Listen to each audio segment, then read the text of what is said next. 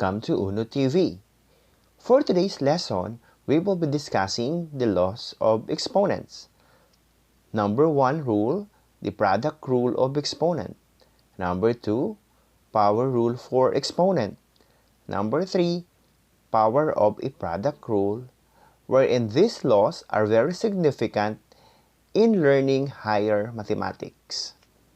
First law is product rule for exponents, which is x raised to m times x raised to n equals x raised to m plus n. So according to the rule, to multiply powers having the same base, keep the base and add the exponents. So sabi dyan, kung mag-multiply daw tayo ng powers na may the same o parehas na bases, ang gagawin natin is i-keep natin yung base or just copy the base at i-add natin yung mga exponents. Halimbawa, x raised to 6 times x raised to 3. So just copy the base, which is x, then add the exponent. So 6 plus 3. So we have x raised to 9. Next, a raised to 2 times a raised to 3. So they have the same bases. So just copy a, then add the exponent. So 2 plus 3. So we have a raised to 5. Next, quantity x raised to 5, y raised to 3 times the quantity x raised to the 4th power times y to the 5th power. So, ang gagawin lang natin dito, just copy the base, which is x, and add the exponent. So, 5 plus 4. Then, yung y, they have the same bases. Just copy y. Then, add the exponent. 3 plus 5. So, we have x raised to 5 plus 4 equals 9. Y, 3 plus 5 equals 8.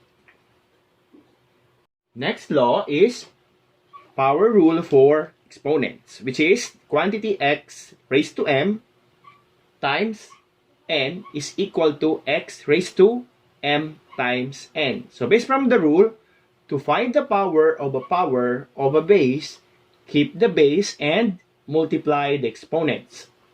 Example, quantity x raised to the 4th power times 3.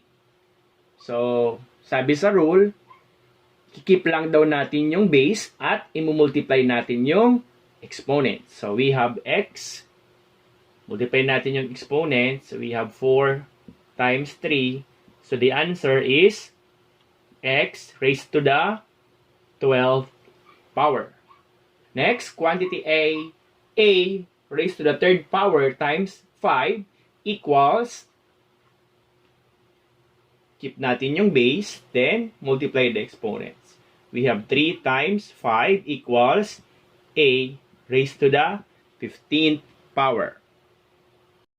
And the third law is power of a product rule, which is quantity x, y raised to m equals x raised to m, y raised to m. So based from the rule, to find the power of a product, find the power of each factor, then multiply the resulting power. So, simple lang naman yung gagawin natin. Hahanapin natin yung power ng bawat factor at imumultiply natin yung resulting powers nila.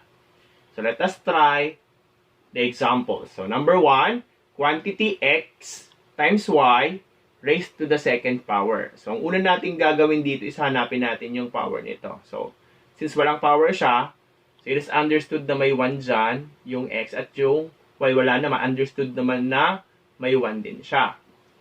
So, then, imumultiply natin yung exponent nito dun sa labas. So, we have x, 1 times 2. At yung y, 1 times 2. So we have x, 1 times 2 equals 2. Then y, 1 times 2 equals 2. So the final answer is x squared, y squared. Next example, number 2. Quantity A raised to the third power, B raised to the fourth power times to the second power. So, ang gagawin lang natin dito is we're going to find the power of each factor. So, yung power nito is 3, yung power nito is 4. Then, imumultiply natin siya dun sa exponent na nasa labas. So, we have A, then 3 times 2. At yung B naman, 4 times 2. So, kunin natin yung product ng mga exponents nila. So, we have A, 3 times 2 equals 6.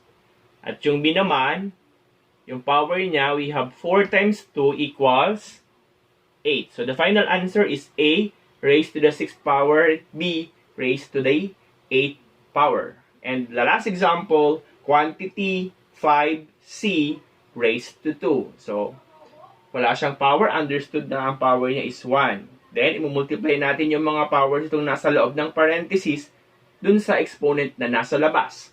So, we have 5. Then, 1 times 2. Then, C. 1 times 2. So, kunin natin yung powers ng mga exponents nila. So, we have 5. 1 times 2 equals 2. Then C, 1 times 2 equals 2. So simplify natin to. 5 raised to 2 equals 25 C squared. So ito na yung final answer. 25 C squared. So that's all. Thank you!